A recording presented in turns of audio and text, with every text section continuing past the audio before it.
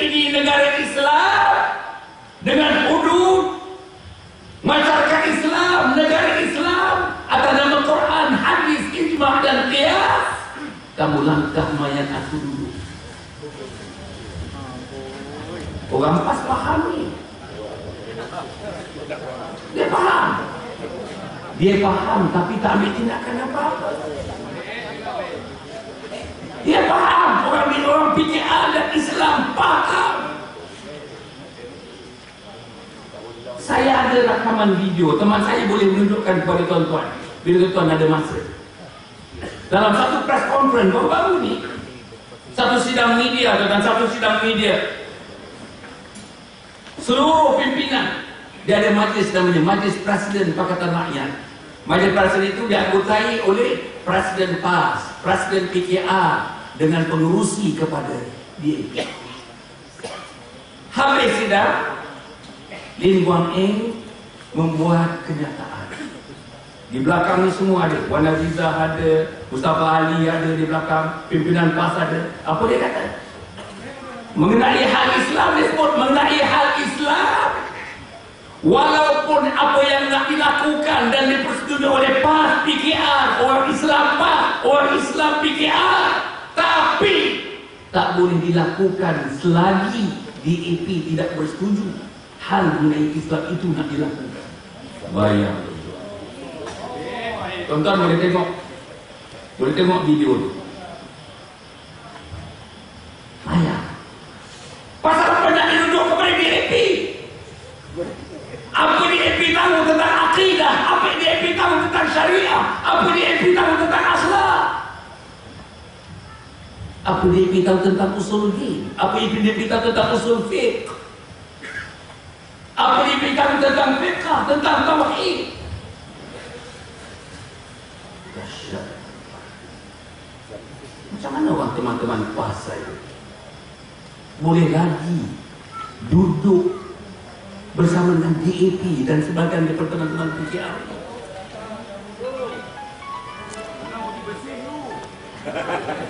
Mana? Saya harap teman-teman PAS yang ada di jalan kat sana ambil catatan. Ambil catatan. Yang ketiga, tuan-tuan, saya nak sebut tentang Islam ini juga. Pimpinan PAS, dia ni ahli parlimen PAS Kuala Selangor. Apa dia kata? Di Malaysia, Islam tidak boleh dilaksanakan akibat daripada penduduk yang berbeda kaum. Daripada mulut orang PAS, pimpinan PAS, cerdik pandai PAS, dialah yang menulis ucapan-ucapan presiden dalam muktamar PAS. Baik, saya nak beritahu teman-teman dekat sini, teman-teman di Jalan Rusdi, teman-teman daripada mana pun, saudara, tak pernah dalam sejarah Islam berkembang di satu negeri. Negeri itu hanya ada satu bangsa saja. Tak pernah. Tak ada. Tuan bagi tahu saya, ustaz-ustaz cuba bagi tahu saya, di mana PAS dalam 1000 tahun yang lepas berkembang hanya bagi satu negeri, bagi satu wilayah, bagi satu daerah yang kaumnya hanya satu saja, homogeneous, kaumnya mono, namanya satu saja.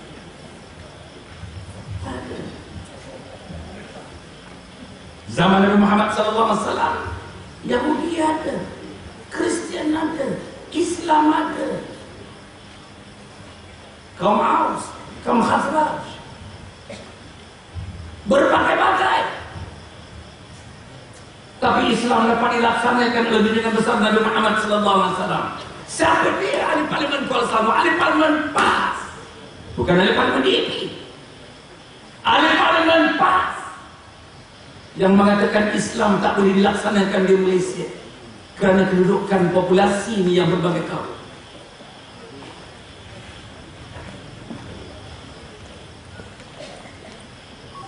Ahli parlimen yang sama, kena panjang sedikit, ahli parlimen yang sama dalam satu wacana Insya Allah.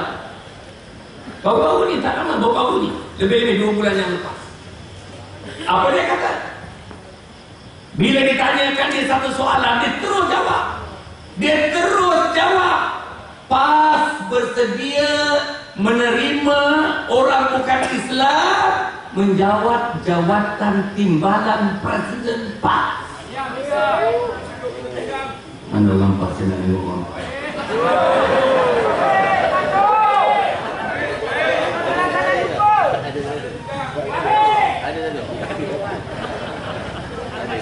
Saya tak kenal nama-nama, tapi diorang mesti kenal saya pasal saya bekas naik Presiden PAS. Naik Presiden. Saya dalam PAS ni naik Presiden. Presiden, timbalan Presiden, naik Presiden. 6 tahun naik Presiden, 8 tahun Suruhanjaya PAS Negeri Selangor. Bayangkan, Parti Islam se-Malaysia bersedia menerima ke jawatan nombor 2. Jawatan nombor 2 parti seorang yang akidahnya berlawanan dengan Islam, syariatnya berlawanan dengan Islam, akhlaknya berlawanan dengan Islam. Dalam perkataan lain, calon itu bukan Islam. Bayangkan kalau dia memegang jawatan timbalan Presiden. Ketika itu tuan-tuan dan puan, presidennya meninggal dunia. Presiden meninggal dunia. Ya ada apa? Siapa jadi presiden? Topek kau mau tolong.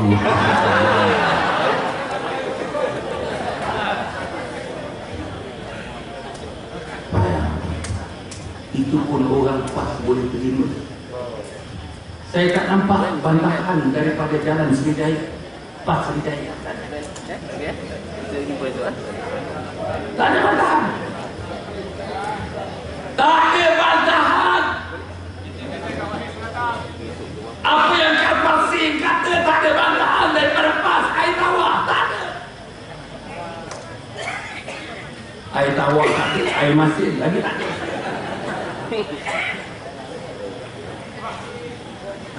Saudara-saudara, itu hal Islam. Yang kedua saya nak sebut tuan-tuan, saya mula tadi awal-awal tadi soal moral. Soal moral. Anak kita tak ada akhlak. Anak kita tak jaga akhlak. Bercakap dengan mak, bercakap dengan adik-adik saja. Mak suruh pergi kedai. Den, tolong Den, garam dah habis Den, tolong Den, lagi kejap pergi kedai. Alah, nantilah. Itulah jawapan dia kepada mak dia. Kadang-kadang turun mak dia. Dia dah turun ke bawah, lupa nak ambil dia punya buku catatan dia dekat atas TV tu. Cakap dengan mak, atas TV tu, atas TV tu, atas TV tu lah. Mak buta lah. Sudah biasa. Saya mengendalikan sama camp tuan-tuan. Pernah saya menangis tempat parking kereta. Pasal apa? Datang sebuah kereta, ramai kereta-kereta dah datang, dia datang lewat sikit. Keluar 2 orang anak perempuan bersama dengan ibu dan ayah. Ibu dan ayah keluar, 2 anak perempuan keluar. Bapak dia buka but kereta belakang. Ada 4 beg. Satu orang bawa 1 beg besar, 1 beg kecil. Satu orang lagi pun anak perempuan seorang lagi, 1 beg besar, 1 beg kecil. Anak perempuan ni boleh cakap dengan ibu, yang tu jatuh, keluarkan itu, keluarkan itu, keluarkan itu. Macam di tangan, keluarkan itu, keluarkan itu. Mak ni keluarkanlah satu. Ayah nangis itu. Dalam keadaan saya ada orang ada dekat situ, begitu perintah dia kepada mak dia. Bayang di rumah macam mana dia layan mak dia. Saya nak sambung cerita ni dengan apa yang berlaku semalam. Apa tahu tak apa yang berlaku semalam? Apa tu? Bayang saudara apa yang berlaku semalam. Seorang ibu bernama Cik Kong, berumur 78 tahun, mengidap sakit darah tinggi, kencing manis, mengidap sakit jantung, ada tambahan. Ini sepupu Cik Tom ada kat sini kot.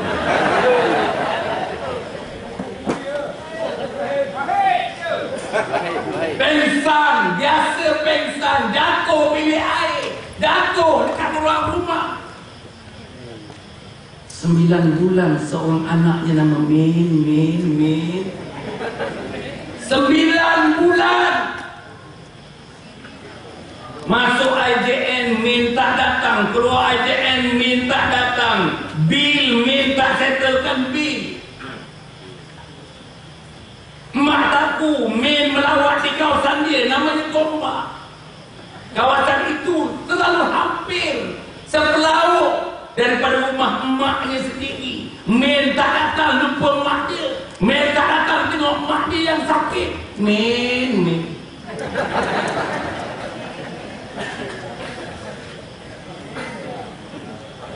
Apa Cik Tom kata? Hati aku hancur.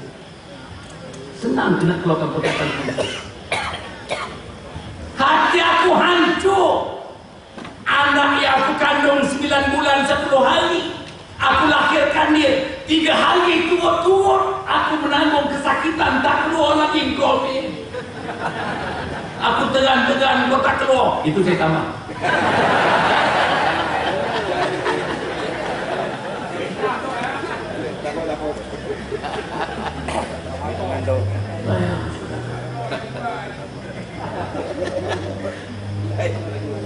Apa dia kata? Aku masih hidup, kau tak datang tengok aku. Ini janji dia. Bila aku mati nanti, engkau jangan datang tengok mayat.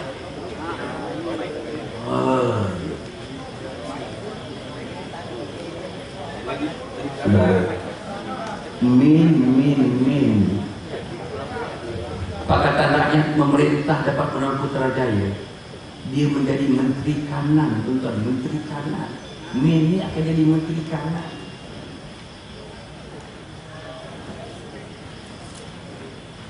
Baik. Katakanlah dia menteri kanan, menjawab jawatan menteri pelajaran. Allah. Bayang, dia boleh menteri kanan antara ini menteri pelajaran. Sebab itu Muhyiddin menteri pelajaran, menteri kanan. Menteri yang tak berapa kanan, menteri kebajikan masyarakat.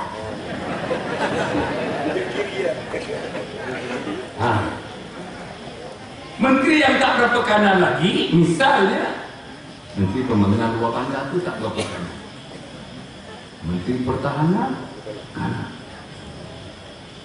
Menteri dalam negeri kanan. Menteri apa?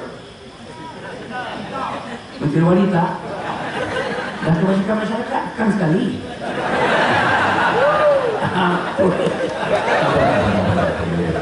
Dia seronok wanita.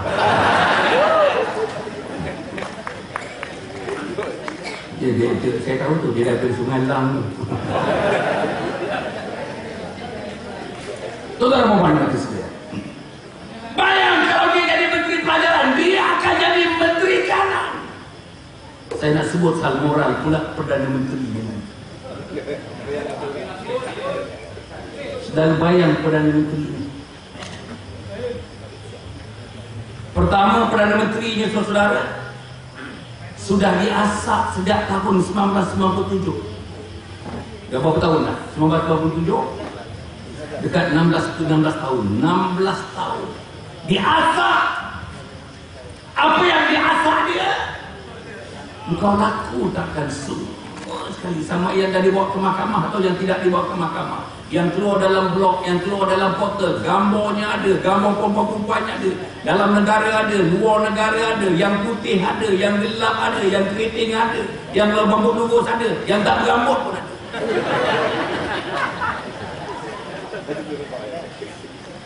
Biasa sampai sekarang dia tak menjawab. Itu asakan yang pertama. Asakan yang kedua yang terbaru dibuat oleh Nala Karupan. Biasanya Nala Karupan kawan tenis dia dan dilaporkan bahawa dialah yang menjemput bakal Perdana Menteri dia ni, yang saya gelarkan kepada tetapi ni, kepada tetapi yang menjemput dia dengan kereta Daimler. Daimler ni kereta kat sini tak ada tempat. Dia maksud tak ada tayar boleh jalan. Sini tak ada kereta tu. Daimler. Dia jemput, boleh katakan saya diberitahu oleh mereka yang memberitahu saya setiap minggu. Dia akan duduk di belakang dalam karupan bawa kereta. Siapa bersama dengan dia di belakang?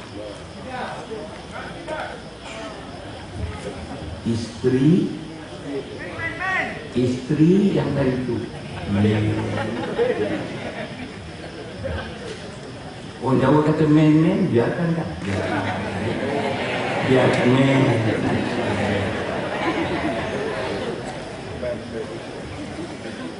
Payah sampai sekarang tak jawab. Dengar cerita yang dilaporkan, adik kepada Min ni ada gambar kakak ipar dia naik kereta, turun kereta. Bukan sekali dua, video. Itu sebab tuan-tuan lihat dalam laporan TV3, di mana dia ada, kepala tetapi dia ada. Kalau Umi itu ada, dia cabut.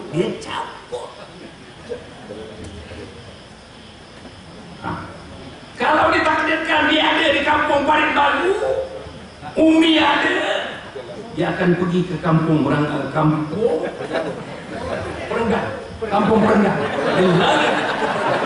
Akhirnya dia berperenggan kat situ.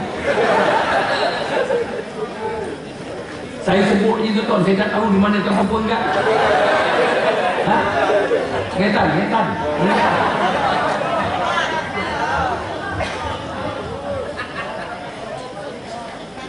Selesai. Yang ketiga, Nala Kurapan kata apa? Tuan-tuan, dia saman Nala Kurapan 100 juta. Apa Nala Kurapan kata? Engkau boleh saman aku. Dengar dia kata, engkau boleh saman aku bukan 100 juta. Engkau boleh saman aku 500 juta, setengah bilion. Aku akan bentangkan, ceritakan satu persatu di mahkamah. Dia tak jawab. Wahai orang PKR yang hadir pada malam ini, dia tak jawab. Wahai orang PAS, dia tak jawab.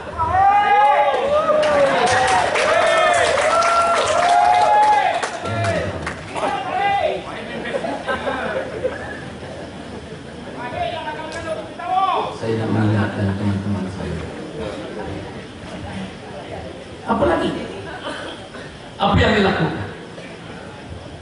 Nala Kurapan kata yang terakhir sebulan yang lalu, kamu menafikan bahawa kamu adalah bisexual. Apa arti bisexual? Pintu depan pun boleh, pintu belakang pun boleh. Dua-dua pintu.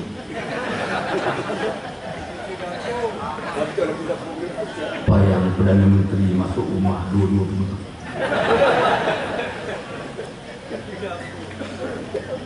Yalah, kita gelak, saya pun gelak juga kalau, tetapi apa artinya? Apa artinya kepada anak kita Perdana Menteri dua pintu? Timbalan Perdana Menteri men. Ulama besar ni seolah-olah macam mufti PKR memberi nasihat kepada seorang isteri yang datang berpuluh-puluh beratus tahun, datang di hotel, bilik hotel pukul 3 pagi. Dengarnya dia tak bertanding kat Sabah ni mufti tu. Tandinglah kalah. Payah.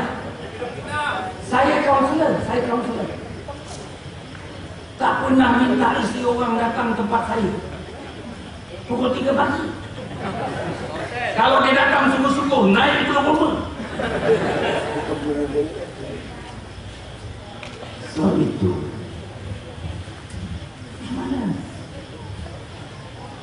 Saya nak sokong macam mana? Masalah yang sangat besar, bukan masalah kecil, masalah besar. Orang putih kata fundamental problem, problem yang fundamental. Saudara-saudara, sebab itu kita harap sana. Apa yang disebut oleh Ustaz Rusdi tadi, apa yang disebut oleh pensyarah-pensyarah yang datang kemari, bila mengulas tentang masalah masyarakat, tak kisah masyarakat di mana, kampung Parit baru ke kat mana, saudara, mereka akan mengemukakan satu cara penyelesaian. Apa cara penyelesaiannya? Kami di Jati, betul Jati,